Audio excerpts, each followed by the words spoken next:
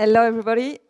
Sorry. So my name is, thank you, Frederick. It's Fanny Moizant. I'm the co-founder of Westyear.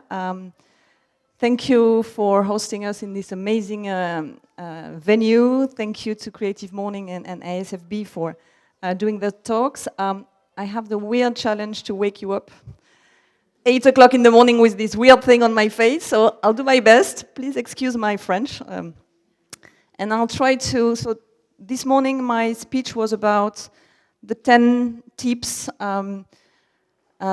we were happy to share to kind of try to run a successful business. But before that, I'm going to try to take you through the story of Westyear Collective and how we built the company and where we stand right now. So, in 2009, it all started, with one simple question. The question was, why should so many amazing fashion items should lie dead in so many people's wardrobe? And we just had a look at our own wardrobes, full of cool stuff, a lot of them unworn, unvalued. Then we opened our friends' wardrobe and the friends of our friends, and it was always the same story. Amazing pieces that we no longer wear, we no longer want. And so we've decided to do something with those stuff. And we tried to realize, okay, today, what can we do with those pieces? It was, again, 2009. You had two choices at the time. The first one was to go in the street in second-hand stores. We were in Paris. It was a bit dusty, not so cool, a bit painful, so we said no. The second option was to go on eBay. Why not? But the experience wasn't that great neither, and it wasn't fashiony enough. So we decided to create something dedicated to fashion, to secondhand, and to do it in a different way, more inspirational, and let people, fashion people that are working or not in the industry, but at least are fashion lovers, to buy and sell in a different manner on the website with a lot of services. So that was literally the starting point. So October 2009, we opened the website, Westyear Collective, and we tried to welcome our first members to a new era, an era where we had 4 major statements, and we really believed in 4 things. The first one was that fashion can be a smart investment as soon as you start reselling what you have. So remember your closet very packed, and now, thanks to Westyear, we enable people to turn these products into cash and literally recycle and create a 360 wheel. So we tend to believe that now you can come back to your husband or boyfriend in the evening and say, darling, I didn't spend money today. I just made a smart investment because in 6 months or in a year, I will resell it. And actually, the cost, the number you see on my bank statement is going to be divided by something like 2 in a few months, because I'm just going to resell. So I think we've tried to move the way we consume fashion today from a possession era to usage. So we are not into possession anymore. We just like to use stuff and play with them and then recycle them.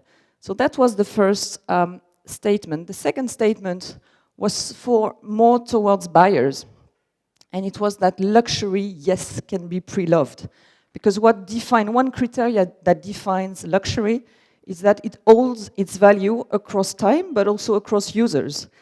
And at that time, the only thing missing in the market was trust, because again, you can go to different platforms, but you didn't really know what you were buying. So we wanted to enable our buyer to be fully trustworthy with what are they going to buy on the site. So all the luxury items you have on the site, I mean all the items you have on the site, are going to go through a physical quality control step, which means we have experts in-house, I'll touch base on that later, but that's going to check the quality and the authenticity of absolutely all the goods. And it was a pillar of trust that disrupted that market at the time, because no one else was doing it. The third statement we truly believe in is that fashion lives across borders. We were born French, but from day one, for us, Westyear was all about a global community. So fashion has no boundaries, and I think it makes sense for Westyear to create that kind of hub and platform where a Swedish fashion lover can shop into the Parisian wardrobe, or a Londoner, or whoever in the world. So it was about breaking the barriers. The fourth statement is fashion should be playful, because again, we didn't want to take ourselves too seriously. We want to our members to experience a playful experience, and also to feel the thrill when they're coming on Westyear. So it was all about how can we create something new and something fun. And today we are kind of seeing ourselves as the new fashion playground. So it's how do you shift from an industry, quite serious industry, to something a bit more playful. And in few words, we truly believe that we are here to kind of break the rules and breathe new life into fashion.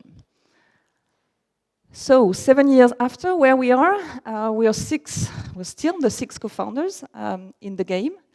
We are also now a family of more than 200. Those figures are not really updated, so we are, I think, now 250 colleagues in 5 different cities. So we've started from Paris, expanded in London, Berlin, New York, and Milan. And so we are number 1 in Europe. We are also big and growing super fast in the US with a team again in New York. And this year is going to be all about Asia.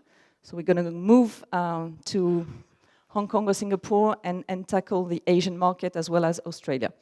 So that's where we stand today. In few figures, Westyear Collective is a business of more than 100 million. It's 600,000 items on the site, 4,000 brands, 8 million visits a month. What else can I tell you? Yeah, 3.5 novelties every day. So we turned from something, I mean, we were starting at 6 basically in our flats to something quite decent 7 years after. So very simply, how does the site works? Because people still don't get it all the time. So let's imagine I'm a seller. I want to sell my sweater on the site. So I'm going to go on the seller form, submit my item, meaning describe it, upload some pictures, set my price, and send that request. The second step is curation. So we've built a step where the aim of that step was to make and to create the best inventory we could, not to see the crap stuff mixed with the good stuff. So we wanted just the best out of fashion. So those curation girls are our stylists, and they are sat behind their computers. It's fully digital step, and they see every single day all the new products submitted by the community, and they will vet them. So they will pick just the best products, make sure the prices are right, make sure the pictures are right, and so on, and they will, at that step, keep only 70% of the offer. So it's quite a big and important step for us, because again, we want the best edited inventory. Once your product has been chosen and validated, it's going to come on Westyear, and so there the community can engage and ask you as many questions as you want and do a lot of things, and it can be bought by anyone in the world. So we have people across 47 countries, I feel, right now, buyers and sellers across 47 countries. So if I sold my item on the site, I will be receiving a notification saying, congrats, you've sold your piece, as well as a free statement, a free airway bill to ship it for free to Paris if I'm in Europe, or to New York if I'm in the US. And then I will send it to that team, which are the experts. We have a team of now, I think, around 20 people, experts in quality, and they're gonna check my sweater, make sure it's compliant with what I've described on the website, but also make sure if it's a sell-in one, it's a real sell-in and it's not a fake. So at that step, an important move was also to sign in 2012 what we call the charter with the luxury houses, mainly French, that enable us to work hand in hand to fight counterfeiting. So if anyhow we have doubts, we're gonna come to them, make sure we're all on the same line and we approve that the product is compliant. So that's the physical element.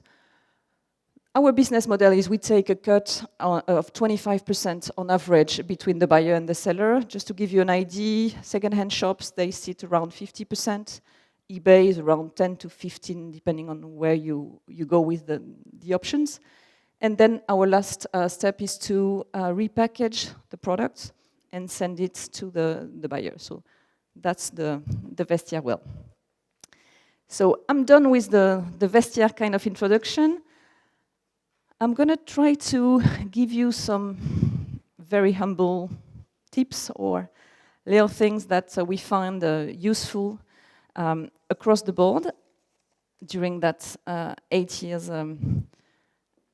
journey. The first thing is definitely getting the right team, because I think success is always a collaborative affair. We're 6 at the beginning. Honestly, I would never have been able to do the whole thing alone, and I wouldn't have been able neither to do it without my team.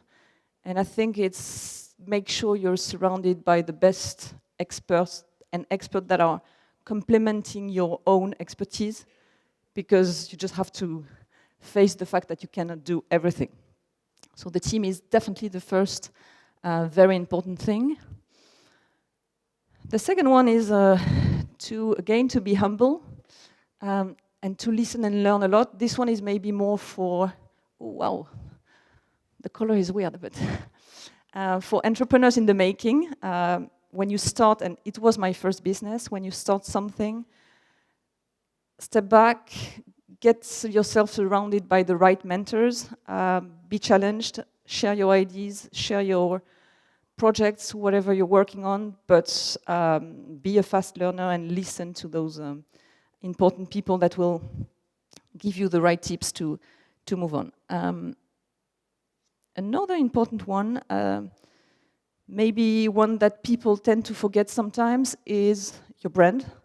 When you start whatever business, I think the first thing to do is to ask yourself so many questions. What does my brand stand for?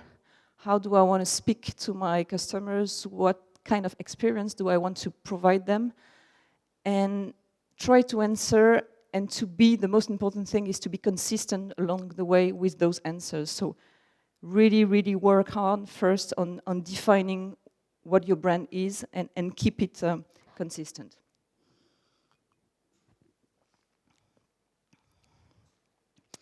Another one, which is as important as the team, is at some point in your business, you would want to go external to kind of find an expertise, a special one that you don't own internally. So same thing, look forward to have the best partners you can. It's gonna take time to find them, but at least you're gonna gain so many time and hassle, and you're gonna find exactly the right expertise that will that will nourish your own one and brand. Client first. Again, something that people sometimes tend to forget. I think on a daily basis, what we're trying to do is put ourselves into the shoes of our customers and members by testing the site, by living the whole experience, by sometimes calling our customer service. And I think one of the best things that I've done actually last year was to reach out to a list of 20 or 30 customers based in London. I'm based in London. And invite them for breakfast or for lunch and just have an informal conversation and get to know them, get to know what they think and what are their feedbacks and maintain that relationship along the months. And honestly, during those 20 breakfasts, I've learned 1,000 times more than reading any kind of marketing manual. So get there and get to know your clients very well. Be passionate. I think whatever business you want to run, you have to get your heart well attached here and be aware that it's living your life on a roller coaster. So you're going to have a lot of highs, but a lot of lows.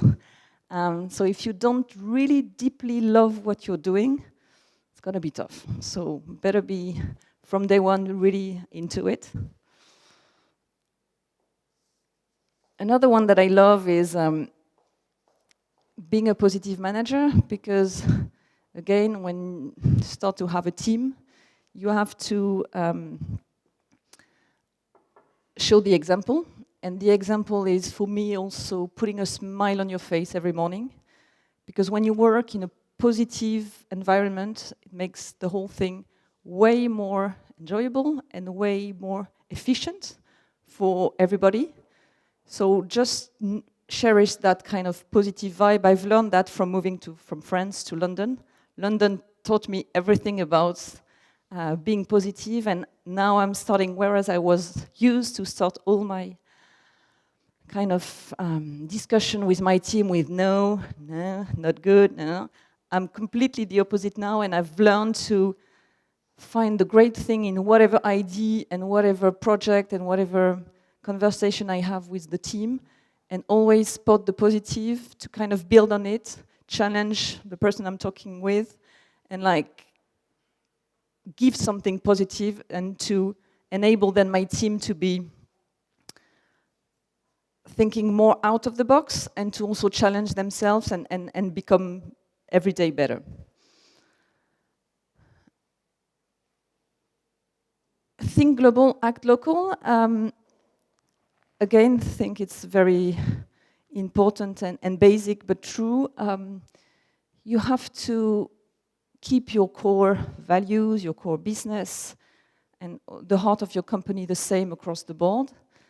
But definitely when you enter a new market, you have to understand that market and adapt whatever you're doing there, because a Swedish shopper, an English shopper, an Asian shopper won't react to the same messages. They won't shop the same way.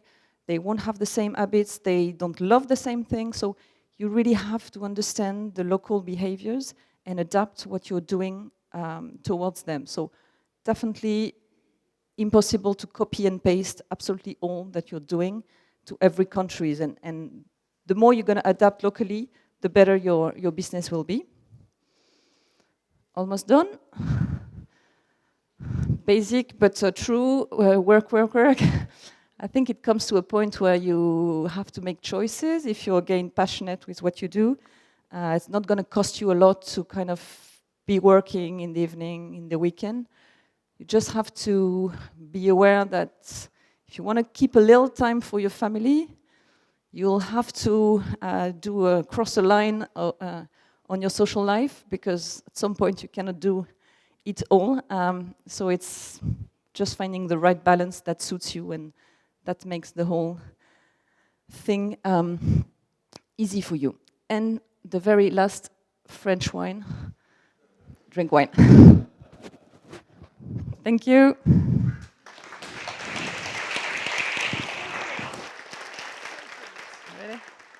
Super speed, no?